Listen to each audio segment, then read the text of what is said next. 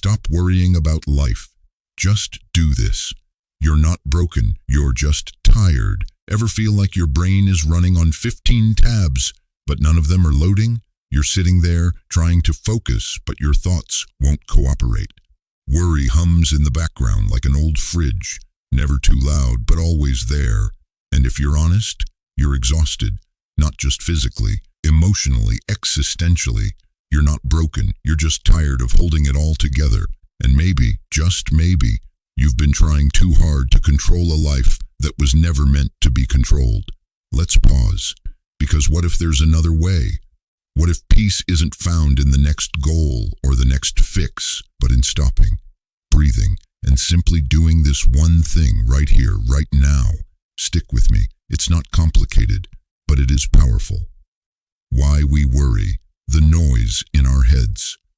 We live in a world that glorifies busyness and worships productivity, but nobody teaches us how to rest our minds. So we spiral. We think if we just think a little harder, plan a little better, prepare a little more, then maybe, just maybe, we'll finally feel safe. Spoiler alert, it doesn't work. Worry is clever. It wears the disguise of logic. It whispers, "Hey, I'm just being responsible." But really, it's anxiety pretending to be helpful. You know what? Most of what we worry about doesn't even happen. And the stuff that does, we handle it, because we're stronger than we think. But worry doesn't know that. Worry thinks we're fragile, and it talks to us like we're always on the edge of collapse. But we're not. We're just untrained in the art of mental silence. The illusion of control and why it's messing with you. Here's a hard truth. You're not in control. Now, before that freaks you out, let me explain. You were never meant to control everything. And when you try, you start micromanaging the universe, your relationships, your health, your future. But control is just a fancy word for fear. It's fear wearing a business suit. Think about it. When you try to plan every outcome, perfect every detail, predict every variable, you're not living, you're surviving. That's not freedom. That's a mental prison built by fear. And ironically, the more you try to control, the more life throws curveballs. Not to punish you, but to remind you, this is not your job. Your job? Show up, be present, do what's in front of you. The rest will unfold, even if it's not on your timeline. The big lie. Once I get there, I'll be happy. We've all said it. Once I get the job, the house, the partner, the peace of mind, then I'll relax. Here's the plot twist. Even when you get there, your brain just moves the goalpost. It's like trying to reach the horizon. You walk and walk, but it keeps moving. Why? Because we've trained our minds to chase happiness instead of receive it. We're future-oriented addicts, always one day away from peace. But life isn't lived later. It's lived now, in this weird, messy, uncertain present. So what if, instead of striving to get there, you just decided, this moment is enough? Not perfect, not flawless, just enough. Stop solving, start living. Worry wants to solve everything. But life isn't a problem to solve. It's an experience to feel. Imagine trying to solve the sunset. You'd miss the whole thing. That's what most people do with life. They miss it because they're too busy thinking about it. Here's what you do instead. Live. Go for that walk. Text the friend. Close the laptop. Watch the rain hit the window. Let it be enough. Stop trying to optimize every moment for productivity. You're not a machine. You're a human. And humans aren't meant to solve life. We're meant to live it. The antidote to worry. Presence, not planning. Presence is your superpower, and no, it doesn't require incense, meditation cushions, or 6 months in the Himalayas. It just means this: stop running ahead in your mind. Bring your awareness back to what's actually happening. Washing dishes? Be with the water, talking to your child. Really listen. Sitting on a bench with nothing to do? Let it be enough. Presence kills worry. Why? Because worry lives in the future. But your body, it's always here. And when your mind and body meet in the same place, that's peace. Stillness isn't laziness, it's wisdom in disguise. Here's something you weren't taught in school. Stillness is productive, not in a capitalist way, not in a checklist way, but in a soul way. Stillness isn't laziness, it's alignment. When you're still, you hear things. You feel what you've been avoiding. You reconnect to what matters. Think of monks. They're not running around fixing things, yet somehow they radiate peace. Stillness is an act of rebellion in a noisy world. It says, I'm not playing the game today, I'm just being. Try it, not forever, just for 5 minutes. Be still, let your mind settle. See what's underneath all that noise. The power of micro movements. You don't need a life overhaul to stop worrying. That idea that you need to flip your whole existence upside down is what keeps you stuck. You just need one small shift, a tiny change, a micro movement. You know how monks sweep the floor as a form of meditation, not because the floor's dirty, but because it centers the soul. What's your version of sweeping the floor? It could be watering a plant, walking barefoot in the grass, writing one sentence in a journal, or even just taking a breath and saying to yourself, right now, I'm okay. Micro movements create macro peace, one small mindful act at a time. It's not about momentum, it's about rhythm. You don't need a breakthrough. You need a gentle return. Let go of life timelines. They're not real. Who told you you had to have it all figured out by 30? Or 40?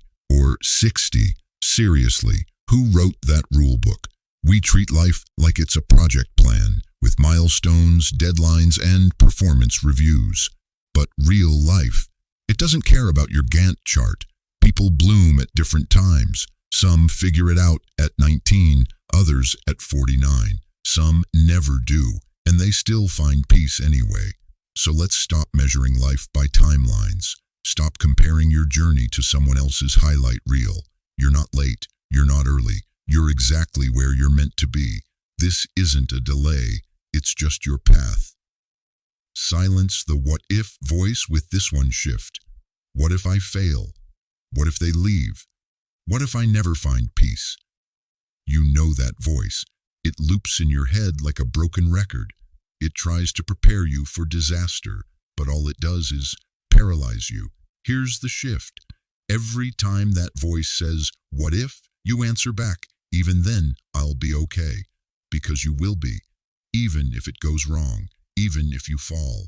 Even if things don't go as planned. You'll adapt. You'll figure it out. You'll survive.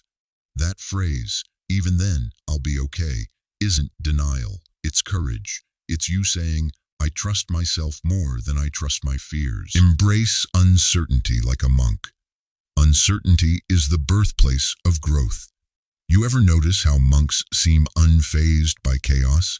It's not because they've eliminated uncertainty. It's because they've befriended it. They sit with it, watch it, breathe with it.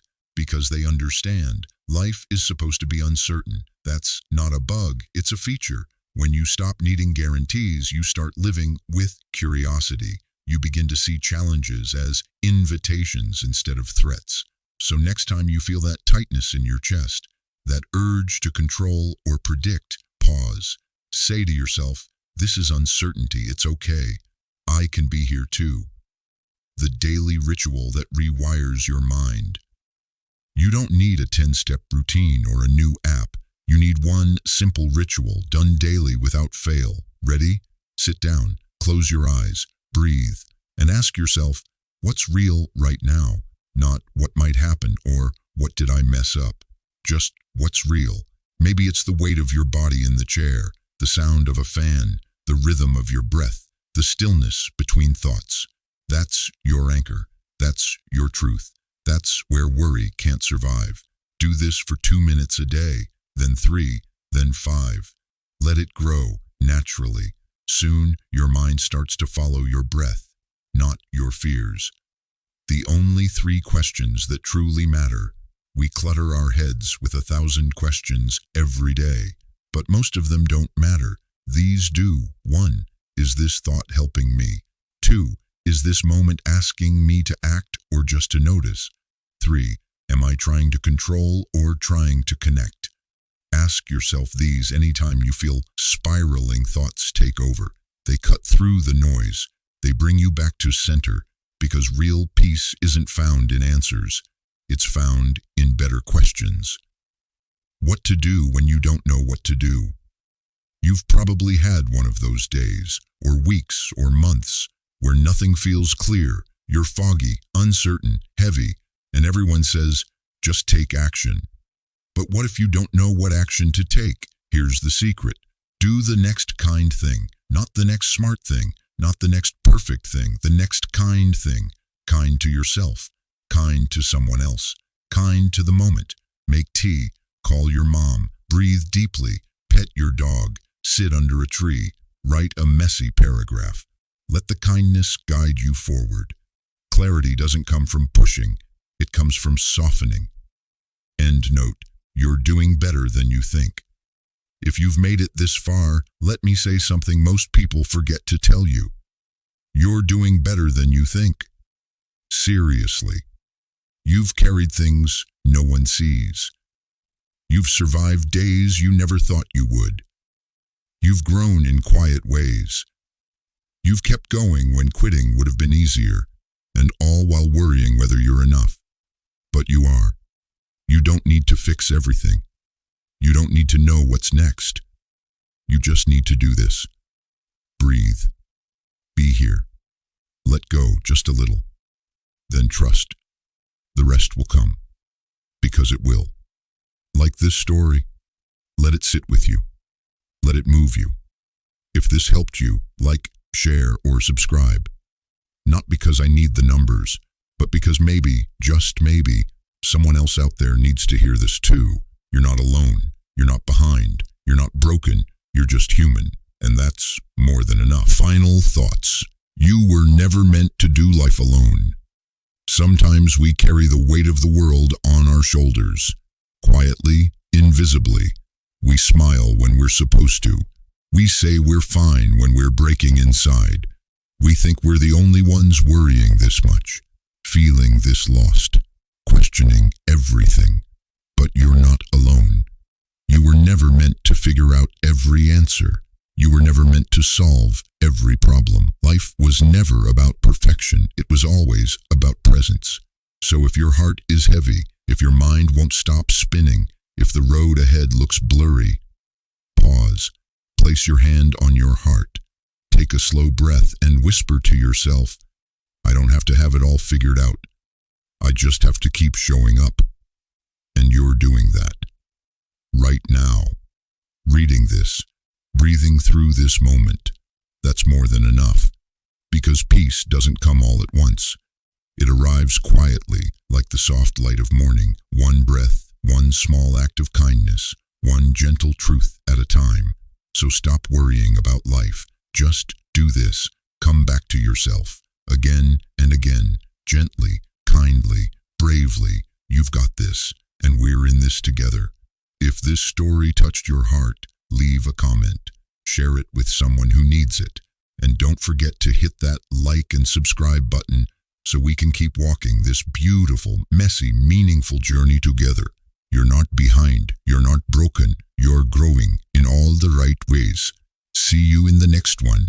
Pukal மற்றும் நமஸ்காரம்.